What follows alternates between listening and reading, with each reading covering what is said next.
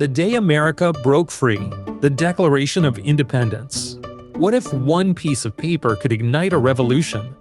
On today's episode, we go back to a revolutionary war of freedom that changed the world, as we look at the day America broke free, the Declaration of Independence. In 1776, that idea of one piece of paper igniting freedom became real. And America was born with the stroke of a pen. 13 British colonies stretched across the Atlantic coast of North America. On maps, they belonged to the mighty British Empire. But beneath the surface, something was shifting. The people living in these colonies farmed their own land, built their own towns, and traded across the sea. Yet they were ruled by a distant king, King George III, who imposed laws and taxes without their consent. At first, the colonies protested. They believed they were loyal British subjects who deserved fair treatment. But the British Parliament saw things differently. They imposed the Stamp Act in 1765, a tax on newspapers, legal documents, even playing cards. Outrage followed. Soon came more taxes, more restrictions. And still, the colonists had no representation in the government that taxed them. Taxation without representation became their rallying cry. Tensions rose. Protests turned to boycotts. Boycotts turned to violence. In Boston, British troops fired on civilians. In 1773, colonists boarded British ships and dumped tea into the harbor of the Boston Tea Party. In response, Parliament passed the Intolerable Acts, punishing the colonies and tightening control. By 1775, things had reached a breaking point. British troops marched toward Concord, Massachusetts, to seize colonial weapons. At Lexington, they were met by colonial militiamen. Someone fired the first shot. No one knows who, but the world would remember it as the shot heard round the world. The Revolutionary War had begun. Blood had been spilled. The old bond between Britain and its colonies was shattered. In the spring of 1776, colonial leaders gathered in Philadelphia, inside the Pennsylvania State House. They were delegates of the Second Continental Congress, men from all 13 colonies, chosen to decide their future. For months, they debated. Some hoped for reconciliation. Others believed independence was the only way forward. As the war raged outside, inside those walls, a new idea was taking shape. A decision was made. The colonies would declare themselves independent from Britain. But they needed more than just a vote. They needed words that would explain why. A committee was formed.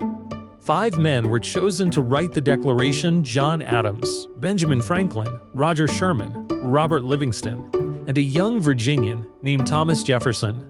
Jefferson, only 33 years old, was chosen to draft it.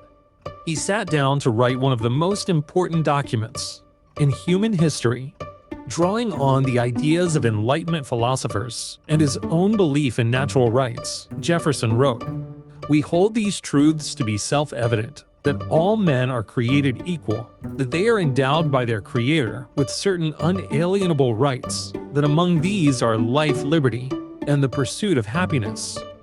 These were not just words, they were a revolution. Jefferson laid out 27 specific grievances against King George III. Quartering troops in homes, dissolving colonial governments, imposing taxes without consent, and waging war against his own subjects. It wasn't just a complaint, it was a justification for rebellion, a moral case for breaking free. The draft was edited slightly, mainly by Franklin and Adams, then presented to Congress. On July 2, 1776, the Continental Congress voted in favor of independence. 2 days later, on July 4th, they officially adopted the Declaration of Independence. That was the day the colonies stopped calling themselves British. That was the day they called themselves American. Copies of the Declaration were printed and sent across the colonies. It was read aloud in town squares. Bells rang, cannons roared, the people cheered. But this was no celebration of peace. It was a declaration of war. To sign that document was to commit treason. If captured, every man who signed it could be hanged. But they signed anyway. 56 men wrote their names at the bottom. knowing what was at stake. Benjamin Franklin said it best: "We must all hang together, or most assuredly we shall all hang separately." They were merchants, lawyers, farmers, and scholars. They were young and old, wealthy and poor. But in that moment, they were united, not as colonies, but as a nation. The war would rage on for 7 more years. There would be defeats, betrayal, starvation, and loss. But the Declaration gave the revolution a soul, reason to fight, a dream to hold on to. It did not create freedom overnight. It did not end slavery. It did not give equality to all, but it planted the seed, and that seed would grow. The Declaration of Independence became more than a document. It became a promise that all people are born with rights that no king, no government, and no army could take away. Its words would echo through the ages. In the speeches of Abraham Lincoln, in the marches of Martin Luther King Jr., in every moment Americans stood up and said, "We are free people, and we will be treated equally." On July 4th, 1776, the United States of America wasn't yet a country with borders, or laws, or even a flag. But it had something more powerful, an idea. That freedom belongs to the people. That power must serve justice. And that the courage to declare something better can change the course of history. That's what was born in that room in Philadelphia. That's what the Declaration of Independence gave the world. And that idea still burns today.